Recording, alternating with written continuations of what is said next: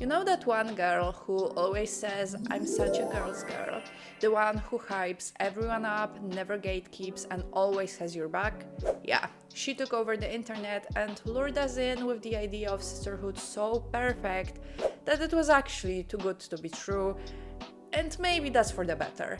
Embarrassing you in front of a group of guys, not a girl's girl. Tucking in your tag when they notice it's sticking out, girl's girl. It's so scary being alone in a group of guys. So if you and another girl or like a small group of girls are the only girls in like a majority male environment, you guys have to stick up for each other and like be there for each other. Being a girl's girl meant helping each other, lifting each other up, and respecting the girl code. It also meant prioritizing female friendships over relationships with men, and perhaps most important of all, it meant never criticizing other women. So many of us were taught to be in constant competition with other women that the girl's girl was actually a breath of fresh air. She was there to support other women, to root for their success, and to always prioritize her fellow sisters over men. I grew up in an all-girls boarding school where we were actively taught, not even like passive-aggressively or unconsciously, but actively taught that your friends were your competition. That if someone got an A star and you got an A, they took that A star away from you. And it led to this really toxic mentality where like not even when it comes to grades,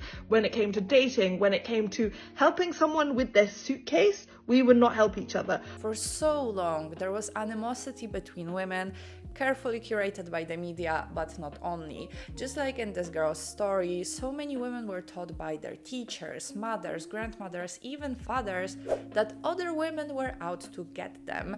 But thankfully, a true girl's girl understood that there is enough success for all of us, that someone else's beauty doesn't take away from our own, and that the only people who have something to gain from women being against each other are actually men and this whole patriarchal system.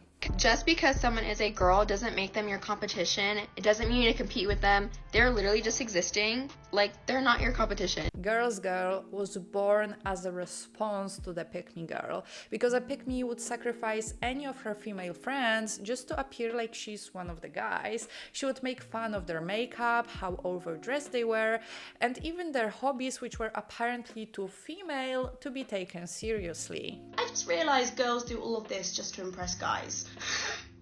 And then there's me.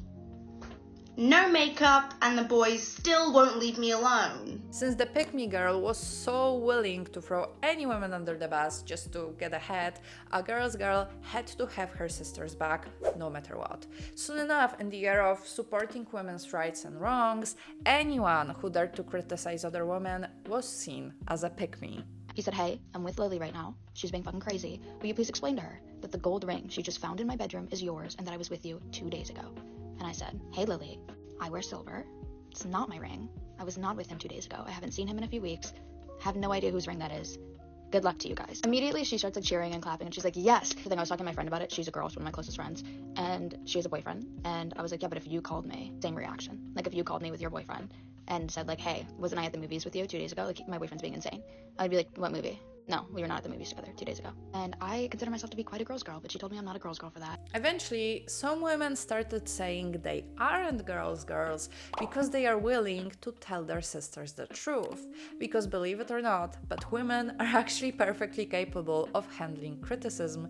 And I would argue that all of us, not just women, need to be criticized every once in a while. So I don't think that I could ever be a girl's girl. I don't.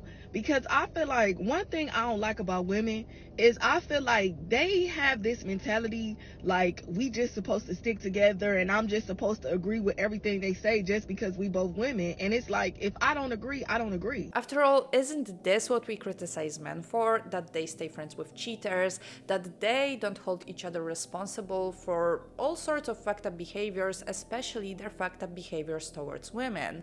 I don't think being a true girl's girl means behaving like these types of men, and if we don't hold each other responsible, we are just going to spiral into the same patterns. So many girls love to say that women are superior to men because of our emotional intelligence and empathy.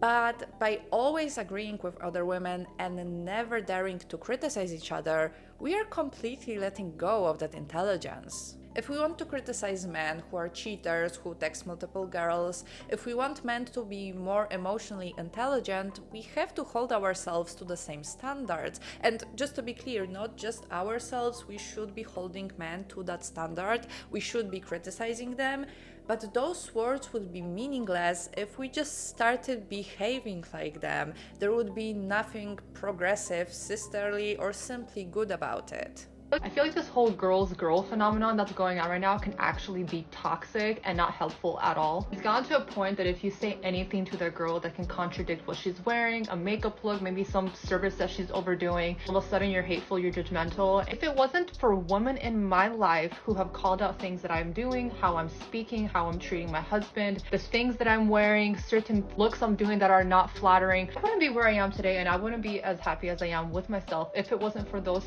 old women in my life calling things out. And she raises a very important point, which is that if we want to truly be supportive of one another, we have to be ready to tell each other the hard, cold truth. The most difficult part is to know the right time and place to do it. A supportive woman is not someone who will always tell you look good. It's not someone who will tell you it's a good thing to cheat on your boyfriend. I mean, maybe with a few rare exceptions. A supportive woman will tell you look bad in a dress when you go shopping together, just so you don't spend your money on something that doesn't make you look the best. She will tell you to break up with your current boyfriend before moving on to the new one. She will also tell you to put yourself first, but to remember to have some level of reasonable empathy while doing so. Because not every criticism is an attack. Whether it's about relationships or appearance, your true friend is going to tell you the truth, but she's going to do it privately. Not in front of the guys, not to make fun of you, but just so you have another point of view that you can take into consideration. The new girl's girl is the one who is ready to tell her friends the truth, even when she knows that conversation might be hard. She's going to hold her friends accountable just so they can become the best versions of themselves. And that type of support is far more valuable than just blindly agreeing with someone simply because they are the same gender as you.